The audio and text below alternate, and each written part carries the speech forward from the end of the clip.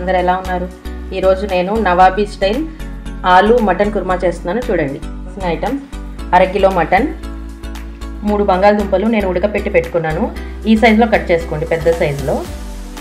Medium size onions 3, 1 టమాటా, పచ్చిమిరపకాయలు, కొత్తిమీర, 1 tablespoon ginger garlic paste, whole garam masala, spoon మిర్చి powder, రుచికి సరిపడినంత ఉప్పు. కుక్కర్ పెట్టుకొని ఒక 5 టేబుల్ స్పూన్ ఆయిల్ వేసుకోండి. ఆయిల్ వేడిన తర్వాత మసాలాస్ వేసుకోవాలి. తర్వాత ఆనియన్స్,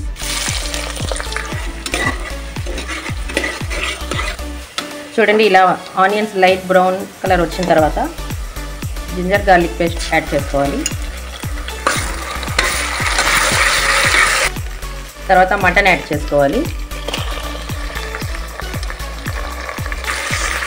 మటన్ యాడ్ చేసుకున్న తర్వాత ఇలా బాగా కలుపుకోవాలి. తర్వాత రెడ్ చిల్లీస్ యాడ్ చేసుకోవాలి. తర్వాత టమాటా యాడ్ చేసుకోవాలి.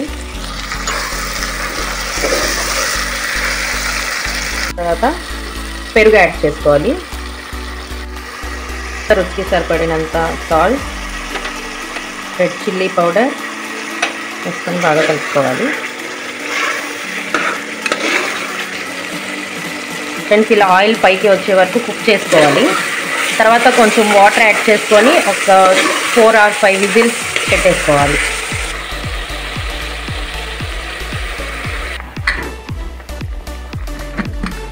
ఫ్రెండ్స్, మనం ఇందులో పసుపు, ధనియాల పొడి వేయకూడదు. విజిల్స్ వచ్చిన తర్వాత ఓపెన్ చేసుకున్నాం.